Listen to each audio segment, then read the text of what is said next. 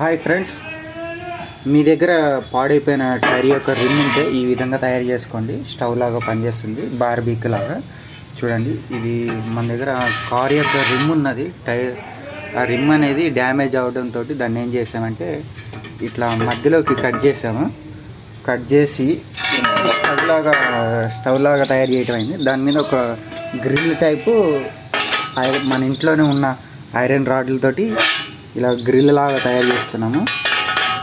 కట్టెల పొయ్యి, ఈ కట్టెల పొయ్యి చాలా బాగుంటుందండి. కొంచెం పెయింటింగ్ అవి వేసుకోవాలి. ఇప్పుడు ప్రస్తుతానికైతే బాగుంది, ఇలా వాడుకోవచ్చు. చూడండి, మీకు నచ్చితే ఈ విధంగా తయారు చేసుకోండి.